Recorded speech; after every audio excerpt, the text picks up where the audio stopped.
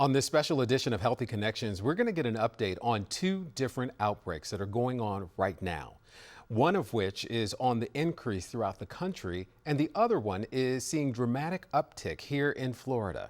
One is a virus, and the other is a bacteria. We're talking about hepatitis A and meningococcal diseases. Hepatitis A is a vaccine-preventable liver infection caused by the hepatitis A virus and is found in the stool and blood of people who are infected. It is very contagious. Meningococcal disease refers to any illness caused by certain bacteria. These illnesses are often severe and can be deadly and include infections of the lining of the brain, spinal cord, and bloodstream. Hello and welcome to Healthy Connections. I'm your host, Clarence Reynolds. Healthy Connections is a show dedicated to exploring a wide variety of topics, from prenatal care to Alzheimer's disease, and we do so with a wide variety of perspectives, from the professionals that help treat the syndromes to everyday people like you who may have personal experience dealing with these topics on a first-hand basis. Stay tuned for Healthy Connections.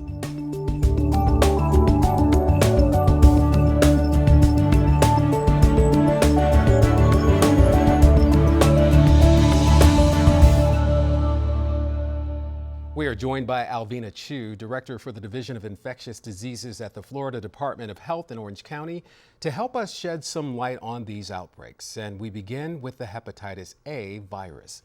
Welcome, Alvina. Thank you for having me again. So, Alvina, what is hepatitis and how is it diagnosed?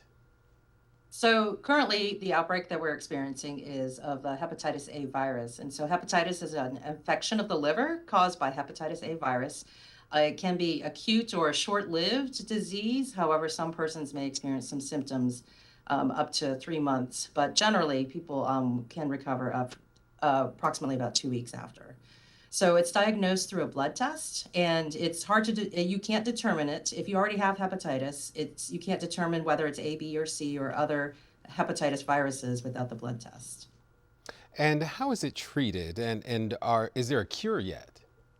So there currently is no cure, and there's no specific treatment for hepatitis A, but certainly if someone has symptoms, there are supportive treatments or supportive care that can be provided. What groups are at the highest risk and who gets it most? So really, anyone can get hepatitis A. There are certain groups that are more at risk for getting hepatitis A, such as, international travelers. So hepatitis A is transmitted fecal orally, or essentially transmitted by close personal contact or by eating contaminated food or drinking contaminated water. So international travelers are one of the high risk groups. Also, men who have sex with men, persons who may have some higher occupational exposures, and persons who are immunocompromised. So what factors led to this widespread outbreak, and why is this happening now? So unclear exactly why it is happening now. And the outbreak is currently affecting certain higher risk groups, which is why we wanted to get the message out there for those persons who are at high risk for acquiring the disease, and also for persons who are at higher risk for developing severe complications. And so those would be persons who already have some kind of existing liver condition, hepatitis or chronic liver disease, and then also persons who are immunosuppressed. And how is this outbreak affecting us here in Central Florida? So we currently have 57 cases associated with this outbreak reported to us since November 2021. It's currently ongoing. By comparison, we previously did have a very large nationwide outbreak in 2018 and 2019. Prior to those peak years, our prior 5-year average is 1.4 cases per year, and almost predominantly travel associated. So this outbreak has been locally acquired and also affecting the high risk groups that I had also mentioned. And so just to reiterate, some of the higher risk groups currently that are being affected by this outbreak are men who have sex with men, also persons who use drugs, whether IV or not, persons experiencing homelessness, and persons with other existing hepatitis viruses such as hepatitis B and C. So what should a person do if they think that they've been exposed to Hep A? So certainly if they've been exposed to Hep A, they should be aware of symptoms, any of the symptoms that can develop after. So nausea, vomiting, diarrhea, fatigue, clay-colored stools, and then also the classic sign, essentially, that your liver's been affected is the yellowing of the eyes and skin called jaundice. And certainly, if you have any of those symptoms, to consult with a healthcare provider. And if someone has been exposed to Hep A, how do they prevent infection? So there is the possibility that you can get the hepatitis A vaccine to help prevent infection if given within the preventive window. It's one of the best ways to prevent hepatitis A is to get vaccinated and then also practice, standard good hand hygiene, since the disease is spread from person to person and also fecal orally. So good hand washing after toileting or after changing diapers, and certainly before preparing food and before eating. All right, thank you, Alvina. We are going to be right back with more.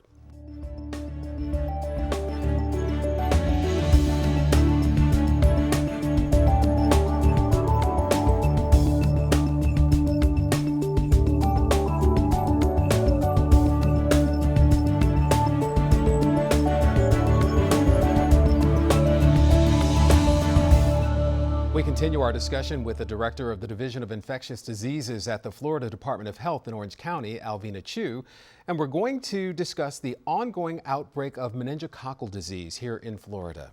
Alvina, welcome back.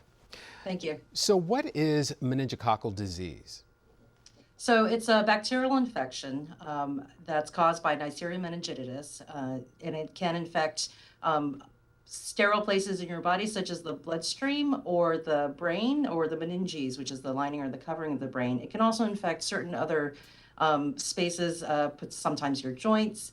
But what we're most concerned right now with this outbreak is meningitis, and so it's the inflammation of the covering of the brain. So what socio groups are most at risk? So currently, for this particular outbreak, we're concerned about spread occurring amongst men who have sex with men, but also persons who are homeless and persons who use drugs, and certainly immunocompromised persons who may experience severe outcomes. So what are the signs and symptoms of meningococcal disease? So early signs could be, headache, light sensitivity, some nausea, sometimes confusion, and classically is pain at the base of the neck or towards the bottom of the brainstem. And is there a treatment or a cure for the disease? There is. So since it's a bacterial infection, it can be treated with antibiotics.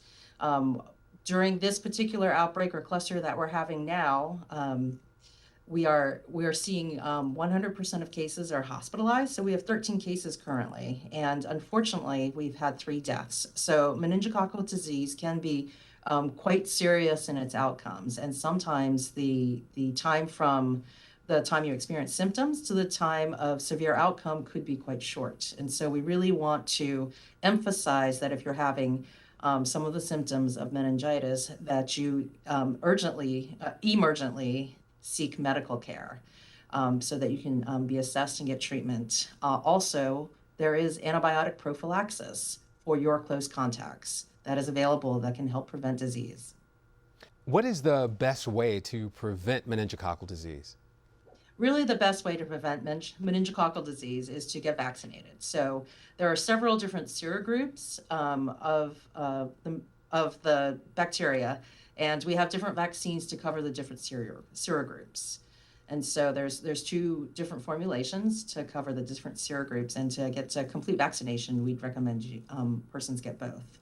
Also, if you have a known exposure to someone who has meningococcal disease, it is possible to get antibiotic prophylaxis to prevent development of that disease after that exposure. Alvina, thank you so much for sharing this very important information with the community. We appreciate you. Thank you for giving me the chance to share it. Thank you. And we'll be right back with more. Stay with us.